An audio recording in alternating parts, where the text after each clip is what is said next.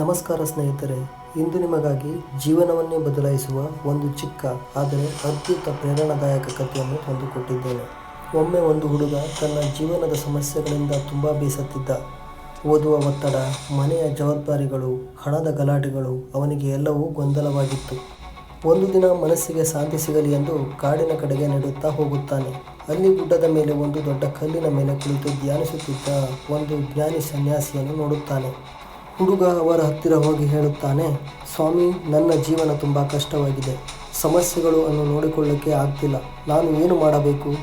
ಸನ್ಯಾಸಿ ನಗುತ್ತಾ ಹೇಳುತ್ತಾರೆ, ಮೊದಲಿಗೆ ಈ ಕಲ್ಲಿನ ಮೇಲೆ ಹೋಗಿ ಸ್ವಲ್ಪ ಹೊತ್ತು ಕುಳಿತುಕೋ. ಹುಡುಗ ಕಲ್ಲಿನ ಮೇಲೆ ಹೋಗಿ ಕುಳಿತುಕೊಳ್ಳುತ್ತಾನೆ. 5 ನಿಮಿಷಗಳ ನಂತರ ಸನ್ಯಾಸಿ ಕೇಳುತ್ತಾರೆ, ಈ ಕಲ್ಲು ನಿನ್ನ ಮೇಲೆ ತೂಕ ಹಾಕಿದೆಯಾ? ಹುಡುಗ ಆಶ್ಚರ್ಯದಿಂದ ಹೇಳುತ್ತಾನೆ, ಇಲ್ಲ ಸ್ವಾಮಿ, ನಾನು ಕಲ್ಲಿನ ಮೇಲೆ ಕೂತಿದ್ದೇನೆ, ಕಲ್ಲು ನನ್ನ ಮೇಲೆ ಅಲ್ಲ. ಆಗ ಸನ್ಯಾಸಿ ಹೀಗೆ ಹೇಳುತ್ತಾರೆ, ಹಾಗೆ ನಿನ್ನ ಸಮಸ್ಯೆಗಳು ಕೂಡ. ನೀನು ಅವುಗಳ ಮೇಲೆ ನಿಯಂತ್ರಣ ಇರಿಸಬೇಕು.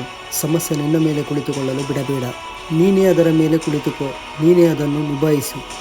ಹುಡುಗನಿಗೆ ಇದು ದೊಡ್ಡ ಪಾಠವಾಗಿ ತಿಳಿಯಿತು. ಸಮಸ್ಯೆಗಳು ದೊಡ್ಡದಾಗಿರುವುದಿಲ್ಲ, ನಾವು ಅದನ್ನು ಹೇಗೆ ನೋಡುತ್ತೇವೆ ಎಂಬುದೇ ದೊಡ್ಡದು.